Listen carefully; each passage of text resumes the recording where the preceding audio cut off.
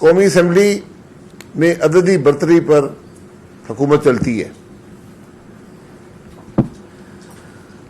कभी हुकूमत असम्बली के अंदर हुल्लड़बाजी नहीं करती, कभी वज़रा उठकर गालियां नहीं निकालते। स्पीकर उन्होंने मुंतखब किया होता है। आज स्पीकर की सुनने वाला कोई नहीं है, ना अपोजिशन सुनती है क्योंकि वो उनका दिफा ना कर सका, और ना हुकूमत सुनती है। तो मतलब ये है कि कौमी असम्बली में पाकिस्तान के अवाम की बात नहीं की जा सकती, उसको दबाने की जरूरत पड़ती है। और जिस हथकंडे से दबाया गया वो पूरा पाकिस्तान देख रहा है। कम से कम हमें शर्मिंदगी है कि हमारे मुल्क की कौमी असम्बली में कल जैसे वाकयात होते हैं। क्या इमरान खान को भी शर्मिंदगी है या नहीं है कि हम ये पाकिस्तान के अवाम को दिखाना चाहते हैं? और सिर्फ बात यहां रुकी नहीं है। लीडर ऑफ द अपोजिशन को, जिसको हमने 1 साल से ज्यादा जेल में रखा है, नैब की कस्टडी में रखा है, उस पर हर किस्म के मुकदमे बनाने की कोशिश की है। कभी आशियाना, कभी सेफ वाटर, कभी और क्या कहते हैं, फलानी रोड, जी गंदा नाला, फलानी रोड, फलाना काम, metro, orange line, Multan metro, Pindi metro. ये आज 3 महीने से नैब लगा हुआ है कि किसी न किसी तरह कोई केस बन सके, केस बनता नहीं है।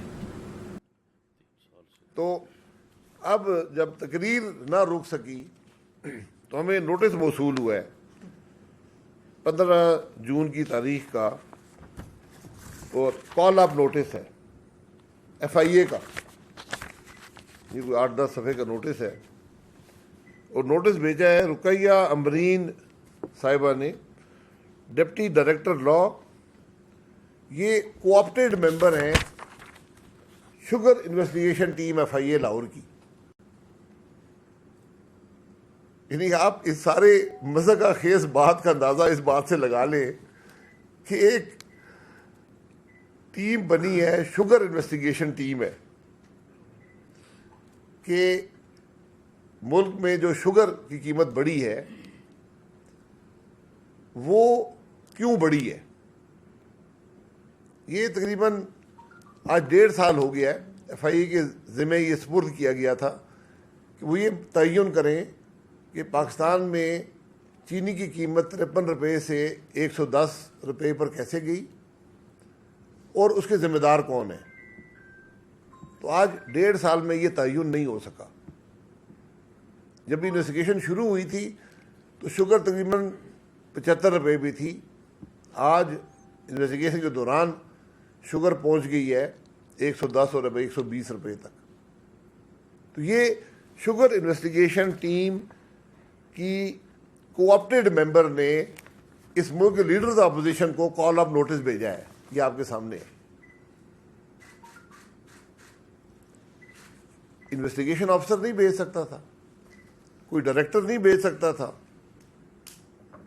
ये आज इस मुल्क की हकीकत है कि कौमी असम्बली में जब आपके वज़ीर गालियां देकर, आपके मेंबरान और वज़रा किताबें मारकर तकरीर ना रोक सके लीडर ऑफ अपोजिशन की, तो अब sugar investigation team FIA Lahore हरकत में आ गई और उसने नोटिस भेजा लीडर ऑफ अपोजिशन को कि आप हमारे सामने पेश हो जाएं 22 तारीख को।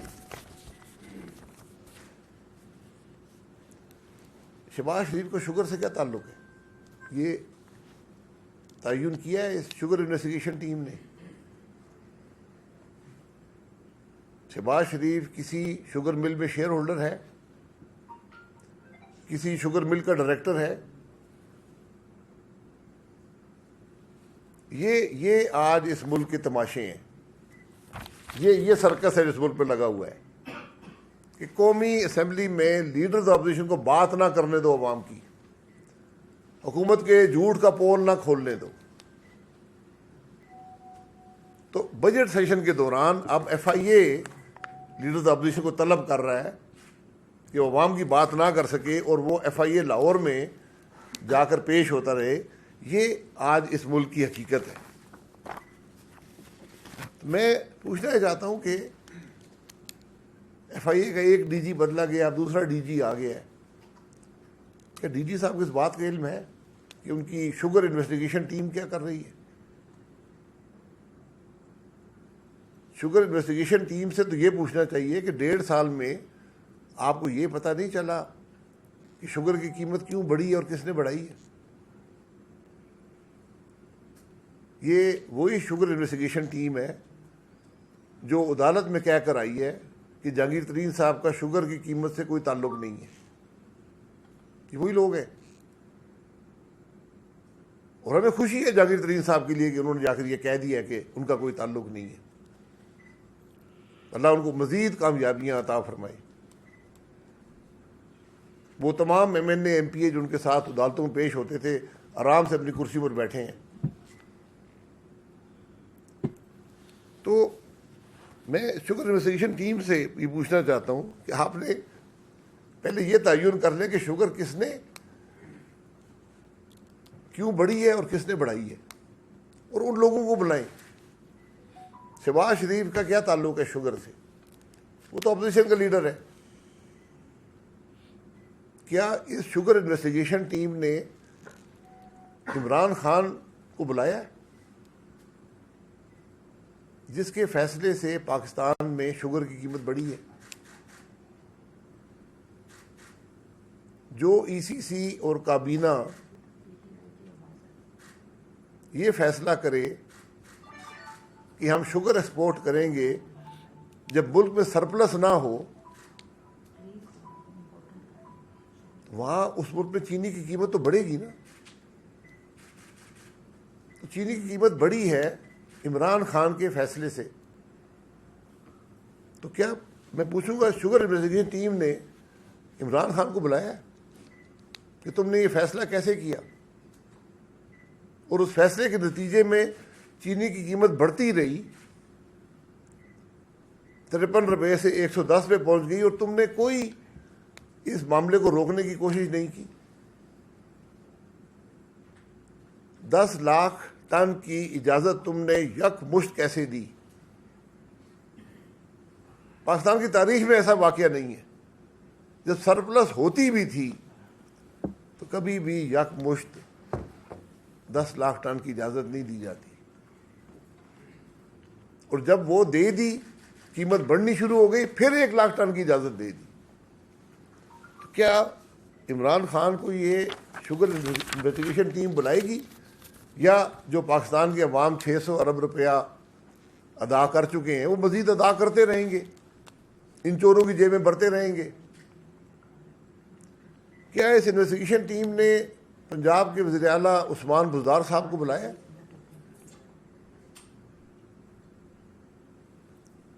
जिन्होंने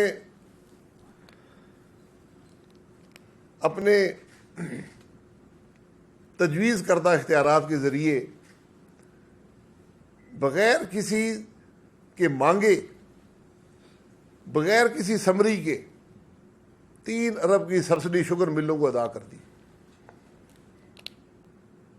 किसी ने पूछा है उस्मान बुज़दार से तुम कर क्या रहे थे? तुम्हें किसने इख्तियार दिया था कि अवाम के पैसे शुगर मिलों को अदा करने शुरू कर दो? क्या शुगर मिलों ने मांगे थे? क्या तुम्हें कोई समरी आई थी? देखो, शुगर इन्वेस्टिगेशन टीम इसमें खामोश है। उसने कोई ऐसी तकलीफ गवारा नहीं की इमरान खान को बुलाए या उस्मान बुज़दार को बुलाए।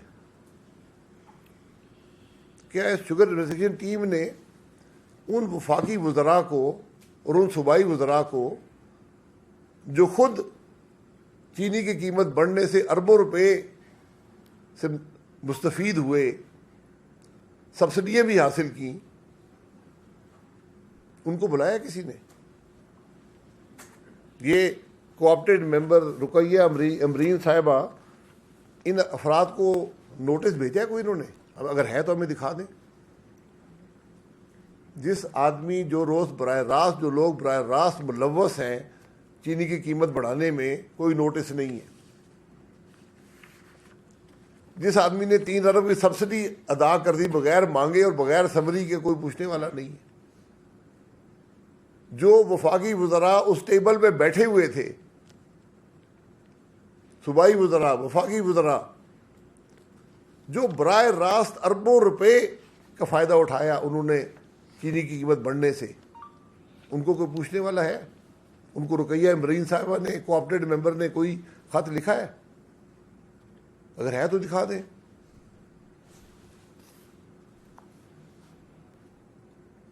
तो 2.5 साल से डाका पड़ रहा है, अवाम 600 अरब अदा कर चुके हैं,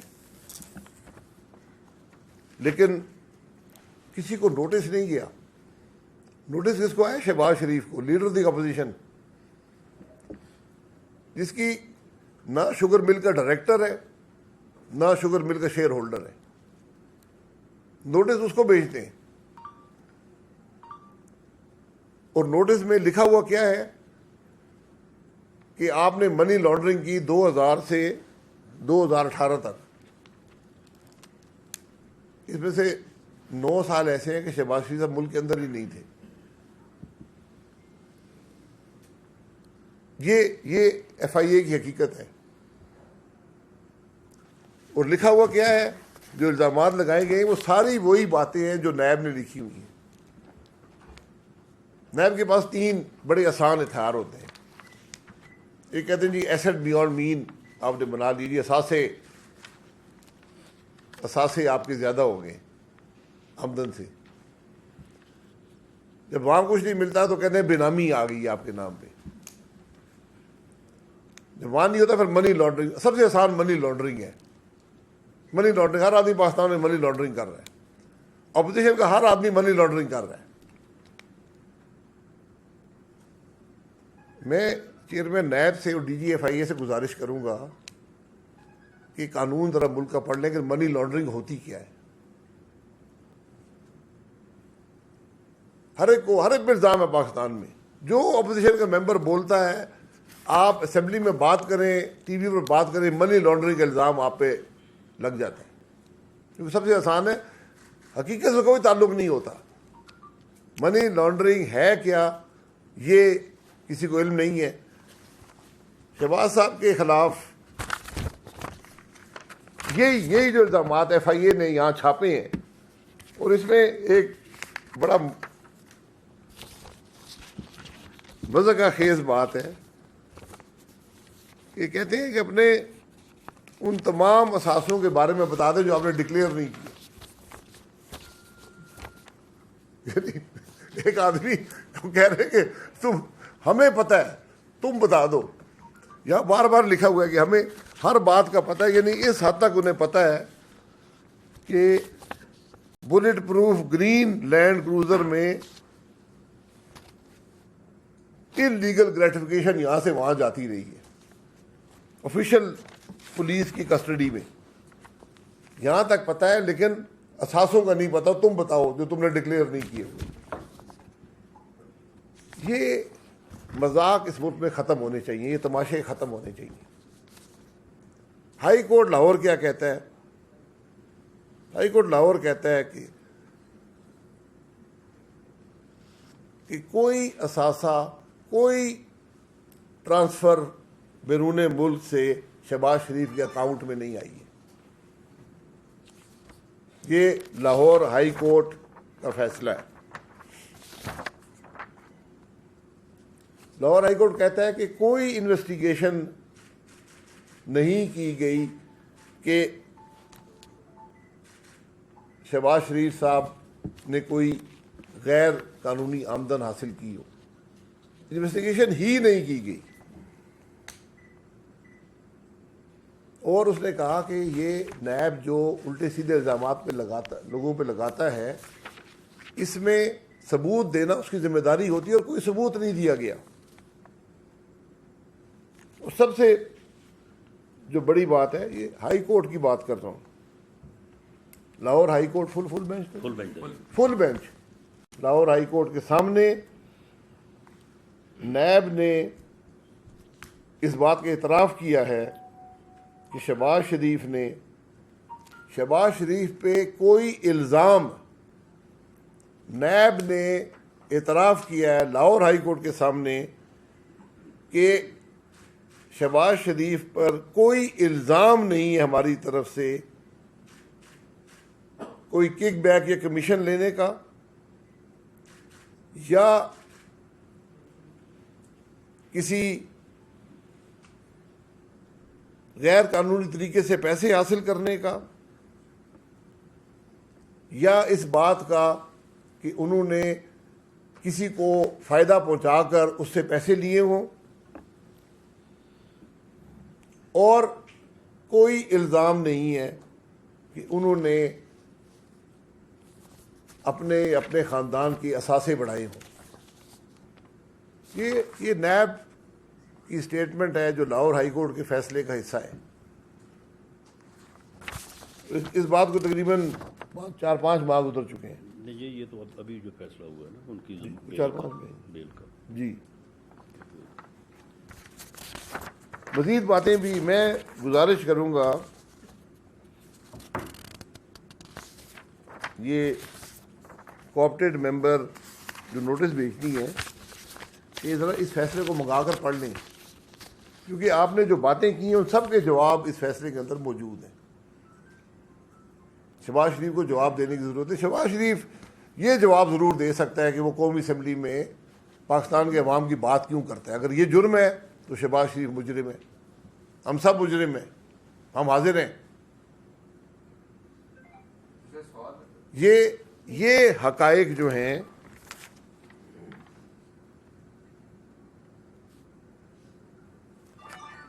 तो शुगर के मामले पर अगर आपने शहबाज शरीफ साहब से बात करनी है तो शुगर पहले आप बात कर लें जिन लोगों ने शुगर की कीमत बढ़ाई है। शहबाज शरीफ की शुगर की कीमत बढ़ाने में कोई ताल्लुक नहीं है। बाकी जो बातें इस कॉल ऑफ नोटिस में लिखी गई हैं, ये नैब ऑलरेडी इन्वेस्टिगेट करके, कितने अर्सा इन्वेस्टिगेशन रही है जी?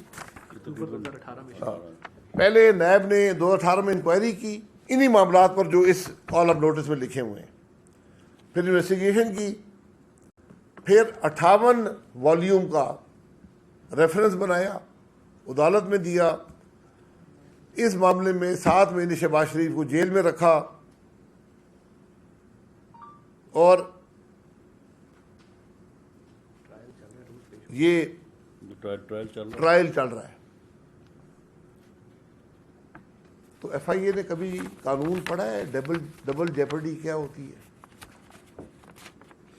ये वो लोग हैं जिनको इस मुल्क का बुनियादी कानून का इल्म नहीं है, जो ऊपर से आता है आगे छाप के भेज देते हैं। तो जिस मुल्क में लीडर ऑफ द अपोजिशन को इंसाफ नहीं मिलेगा, चलो इंसाफ तो छोड़े, इंसाफ के मामला तो बात की बात है, जिसको बात करने का मौका नहीं मिलेगा और उसको दबाने के लिए जब असेंबली में किताबें मार कर ना दबा सके तो आपने नोटिस FIA से भिजवाने शुरू कर दिए। ये आज मुल्क की हकायक हैं जो आपके सामने रखने थे।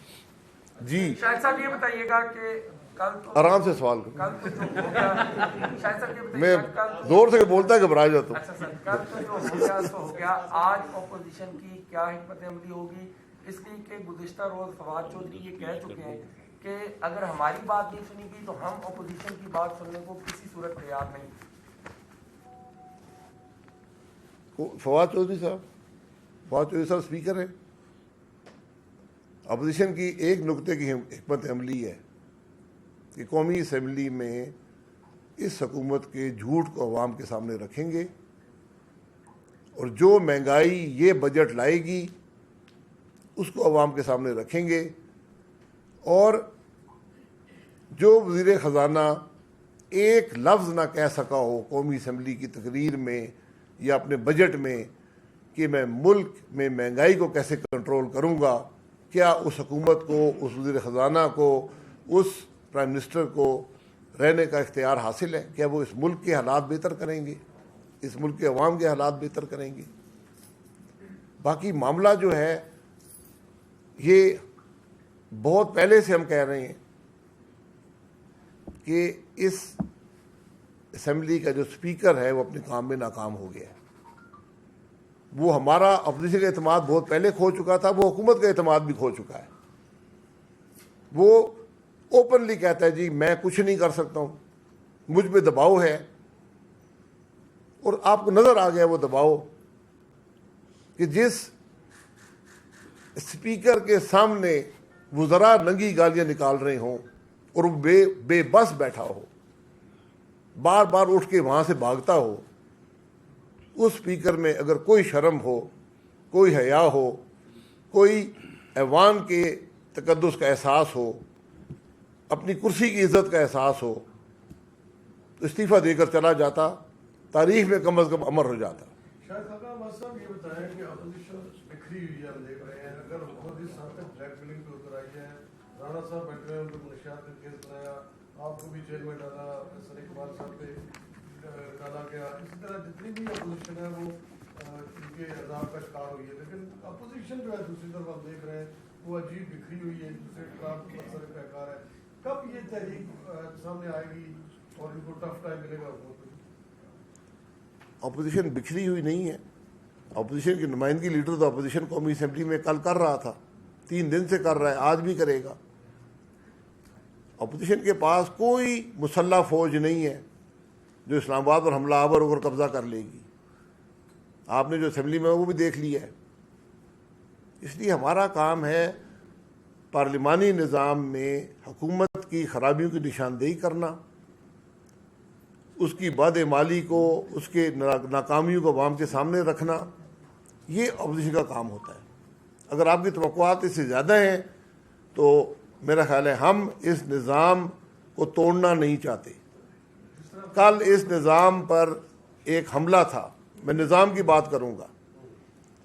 कल जो कुछ हुआ इसका सिर्फ फ़ायदा हासिल करने वाले जो लोग हैं वो हैं जो मुल्क में ये आपको बताएंगे कि ये लोग पार्लिमानी निज़ाम के काबिल नहीं हैं, ये गालियाँ निकालते हैं, ये किताबें मारते हैं। ये किताबें मारने वाले, गालियाँ देने वाले बहुत थोड़े से लोग हैं। ये वो लोग हैं जिनको इलेक्शन चोरी करके यहाँ पहुँचाया गया था। कल की फ़ोटो आप निकाल लें, गाली देने वाले, किताबें मारने वाले सिर्फ वो लोग हैं जो इस असेंबली में कभी पहुंच ना पाते अगर इलेक्शन चोरी ना होता।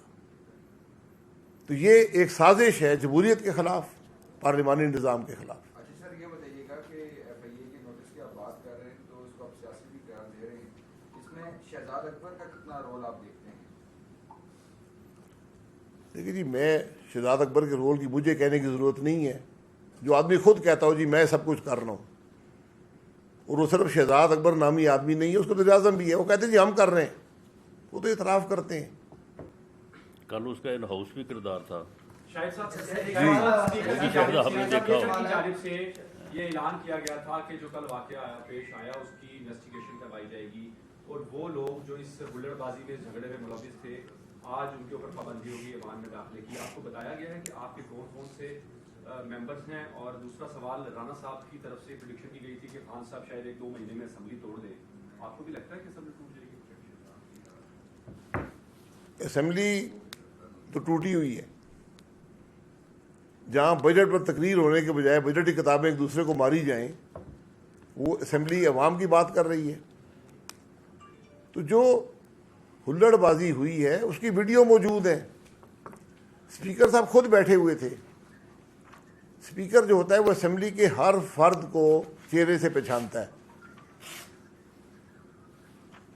तो स्पीकर साहब ने जो कार्रवाई करनी है उनको पता है। लेकिन मैं आपको गारंटी दे सकता हूं कि स्पीकर साहब किसी के खिलाफ कार्रवाई नहीं कर सकेंगे। वो कार्रवाई करेंगे अगर की कभी तो उन चंद बेगुनाह मेंबरान के खिलाफ करेंगे जिनको कुर्बानी का बकरा बनाया जाएगा। ये जो खातून है, क्या नाम है, मलाइका बुखारी, वीडियो मौजूद है कि अपने ही वज़रान और साथियों ने किताब मारकर ज़ख्मी की है। अब वो प्रेस कॉन्फ्रेंसें हो रही हैं, तो पहले उनसे तो माफ़ी मांग लें। अच्छा सर, ये बताइए इलेक्शन के हवाले से है कि सर, किसने मारी है, सर? ई वोट सर किसने मारी? मैंने नहीं मारी यार, सर ये इलेक्शन बिल्कुल मैं इस मामले से जी सर ये इलेक्शन कमीशन में ई वोटिंग के हवाले से थर्ड पार्टी आने के बाद उन्होंने जो हुकूमत की जानिब से जो अभी तरामीम लाई गई हैं उन पर तहफ़्फ़ुज़ात का इज़हार किया है और उनका इलेक्शन कमीशन की जानिब से कहा गया है कि ये आइन के मुतसादिम है। तो इस हवाले से आप क्या कहेंगे, ई वोटिंग पर आपकी पार्टी की क्या राय होगी? देखिए, दूसरी बात मैं करना चाहता हूँ कि अभी मुझे मरियम साहिबा ने बताया कि जरताज गुल साहिबा भी ज़ख्मी हुई हैं। मैं उनको इस काबीना का सबसे काबिल मेंबर समझता हूँ और मुझे बड़ा अफसोस है अगर उनको ज़ख्मी हुई है। हम उनसे माजरत ख्वाह, अगर हमारी तरफ से कोई ऐसी गलती हो गई कल है, तक जख्मी नहीं थी। अगर अपने, हालांकि वो कल तक ज़ख्मी नहीं थी लेकिन अभी हुई है, तो उसका हम यकीनन मजम्मत करते हैं। तो बाकी इलेक्शन कमीशन की जो बात है, ये सुन ले जरा। इस पर हमारा मौक़िफ़ पहले दिन से है कि ये वो मामलात हैं जिनके लिए आइनी तरामीम चाहिए। आप एक निज़ाम की बुनियादी जो अज्जा हैं, बुनियादी हिस्से हैं, उनको तब्दील करने की बात कर रहे हैं। तो फिर इन चीज़ों के लिए कमेटियां बनती हैं, कौमी असम्बली में डिबेट होती है, महीनों डिबेट होती है। यहाँ पर एक दिन में 20 बिल पास होते हैं। उजलत क्या थी? आप क्या बात छुपाना चाहते हैं? ये कानून भी गलत बने हुए हैं, इनकी नीयत भी गलत है, इनका असर इस मुल्क पर बड़ा भयानक होगा। तो हम इस मामले का पूरा मुकाबला करते हैं। इसमें अगर कोई तरामीम चाहिए, वो इस हाउस में जो पार्टीज़ हैं वो सब बैठकर ये तरामीम कर सकती हैं, वरना ये खेल होगा। आज एक हुकूमत तरमीम करेगी, कल दूसरी आके उलट देगी। ये हमने भी तरामीम की थी, 2 साल का अरसा लगाया था, 100 से ज़्यादा मीटिंग्स हुई थी, सैकड़ों घंटे डिबेट हुई थी, फिर जाकर इलेक्टोरल रिफॉर्म हुए थे। यहाँ तो ऐसी मज़ा का खेज बातें लिखी हुई हैं जिसमें आइनी तरमीम चाहिए उनको इम्प्लीमेंट करने के लिए। आप मतलब है इसको एक खेल समझ। आप ये बताइए कि पहले खान साहब ने पहले 2014 में जो है वो जब धरने के लिए आए थे तो उस वक्त इसी पार्लियामेंट की दीवारें इन्होंने गिरा दी, इसी पार्लियामेंट पर इन्होंने लानत भेजी। अब उसी पार्लियामेंट के अंदर कल हमने देखा कि जिस तरह कानून की धज्जियां बिखेरी गई। और साथ ये बताइएगा कि विफाकी काबीना में तो मुल्क के फैसले होते हैं, कानून साजी के फैसले होते हैं, वहाँ पर तो बात होती है कि मुल्क को आगे हमने लेके कैसे चलना है। वहाँ पर ये बातें होती रही, वजीर मानता है कि हमने अपोजिशन को टफ टाइम कैसे देना है, अपोजिशन की तकलीफ को कैसे रोकना है। वजीर आजम खुद कह रहे हैं काबीना के अरकान को कि आपने अपना रोल अदा करना है। तो क्या कहते हैं इस पर आप? देखिए, जो काबीना ये बहस करे कि हमने लीडर्स अपोजिशन को कैसे गालियां निकालनी है, तो जिस किस्म की सोच होती है, जिस किस्म की काबीना होती है, जो वज़ीर-ए-आज़म की सोच होती है, वही पूरी पार्टी के अंदर होती है। वो कल आपको नज़र आ गई है। तो वो पहले दीवारें गिराने आए थे या अब असेंबली गिराने आए हैं? ये वो लोग हैं जो कभी मुंतखब नहीं हो सकते। इनको ज़रूरत है सहारों की, इनको ज़रूरत है कि ऐसा निज़ाम हो जिसके अंदर ऐसे लोगों की ज़रूरत हो जो ना अपनी इज़्ज़त रखते हो ना दूसरे की इज़्ज़त कर सकते हो। और उनका मकसद सिर्फ एक होता है कि इस निज़ाम पर हर्फ आए, कि लोग ये कहें कि इस मुल्क में पार्लिमानी निज़ाम नहीं चल सकता, ये लोग असम्बली में बैठने के काबिल नहीं हैं, असम्बलियाँ जो हैं ये अवाम के मसाइल हल नहीं कर सकती। मेरा सिर्फ ये जवाब है कि पहले ये मालूम करें कि इलेक्शन चोरी करके इन लोगों को लाया किसने। कल की वीडियो निकालें, एक एक आदमी का नाम लिखें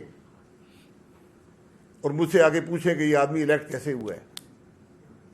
जो आदमी कल गाली निकाल रहा था, किताबें मार रहा था, वो इस असेंबली के अंदर इलेक्शन चोरी करके लाया गया। सर, आप सीनियर मेंबर हैं, वज़ीर-ए-आज़म भी रहे हैं, आप कोई ऐसी तजवीज़ देंगे स्पीकर को कि आइंदा के बाद जो है ऐसे वाक़यात ना हो? क्योंकि पीपल्स पार्टी गवर्नमेंट शेयर हो रहे हैं, उसमें भी नून लीग और पीपल्स पार्टी ने बजट में ऐसे ही कुछ किया। ये अभी भी हम लोग देख रहे हैं कि हर साल ही तकरीबन ये ऐसा कुछ होता है। आप क्या तजवीज़ करते हैं? कोई तजवीज़ दें। मैं मौजूदा स्पीकर साहब को बहुत पहले तजवीज़ 2 साल पहले दे चुका था। ज़ाती तौर पर भी दी है, असेंबली के फ्लोर पे भी दी है, इस्तीफ़ा दे दें। यहाँ से रवायात शुरू होती हैं। फ़खर इमाम साहब इस असेंबली के मेंबर हैं। आपको याद नहीं होगा कि 86 में उन्होंने इस्तीफ़ा दे दिया था एक असूल की बात पर। यहाँ स्पीकर के सामने हुकूमत के वज़रा दंगल लगाया हुआ है, किताबें मार रहे हैं, गालियाँ निकाल रहे हैं। वो उनको कंट्रोल करने में नाकाम रहा है। इस हाउस के तकद्दुस को उसने पामाल होते देखा है और चुप रहा है। उसको उस कुर्सी पर बैठने का हक नहीं है। अगर वो पार्लिमानी निज़ाम के लिए कुछ कर सकता है तो आज इस्तीफ़ा देकर इस हुकूमत को ये बता दे कि जो तुम कुछ कर रहे हो ये गलत है। क्योंकि मुंह तो उससे तो बोल नहीं सका कि तुम गलत कर रहे हो, हाथ से रोक नहीं सका। इस्तीफ़ा दे के तो बता सकता है कि जो कुछ हो रहा है वो गलत था। वज़ीर-ए-आज़म से मुलाकात हो रही है अभी स्पीकर साहब की, तो आज की जो कल का वाकया हुआ है उसके बाद फौरी तौर पर आज की मुलाकात वज़ीर-ए-आज़म से स्पीकर की होना, आप इसको समझते हैं कि कोई? जी, ये वही मुलाकात है जो ये कॉल ऑफ नोटिस है। ये तीसरी मुलाकात है कल से हाँ। अब तक। रूल्स इस बात की इजाजत देते हैं कि स्पीकर भागा भागा पार्टी लीडर के पास चला जाए। भाई स्पीकर में अगर शर्म है ना हो तो भागा भागा जाएगा। शायद साहब वो कल से ये- मैं 10 महीने रहा हूँ, कभी भी स्पीकर से मुलाकात नहीं हुई। शायद साहब एक दफ़ा तरमीम बिल के लिए हुए थे, मैं उनके चेंबर में गया था। उनके वज़रा कल से ये कह रहे हैं कि इन्होंने जब प्राइम मिनिस्टर मुंतखब हुए उन्होंने पहली स्पीच की, उसको रोका, फिर कल भी इंटरप्शन की वज़ीर ख़ज़ाना की, तो हमारे इनसे बात हुई कि आप ये करेंगे तो फिर हम करेंगे। सुना ये है कि स्पीकर की तलबी ये हुई है कि जब हमारे वुज़रा हुल्लड़बाजी कर रहे थे तो तुमने असेंबली का इजलास एडजर्न क्यों किया? वो इस बात की सफाई देने गए हैं वहाँ पे। वज़ीर आज़म खफा हैं कि जो हुल्लड़बाजी हो रही थी उसको क्यों उसमें खलल डाला है इजलास बर्खास्त करके, और शहबाज शरीफ साहब की तकरीर जो है वो क्यों जारी रही है, माइक सिस्टम क्यों नहीं उनका बंद किया गया, उन्हें क्यों माइक दिया गया है, इसकी सफाई पेश करने गए हैं स्पीकर साहब वज़ीर आज़म साहब के पास। क्योंकि कल का जो ऑपरेशन हुआ है उसकी बराह रास्त निगरानी वज़ीर आज़म ने की है। ये कल का ऑपरेशन इमरान नियाज़ी साहब की बराह रास्त हदायत और निगरानी पर हुआ है। चूँकि उनकी अना मजरू हुई है, उनकी खुद परस्ती मजरू हुई है, उनकी अपनी जो ईगो है मजरू हुई है। एक शख्स ने पूरे पाकिस्तान के निज़ाम और इदारों को यरगमाल बनाया हुआ है। उसकी अना और उसकी खुद परस्ती की भींट इस वक्त पूरे पाकिस्तान को चढ़ाया जा रहा है। मेहरबानी।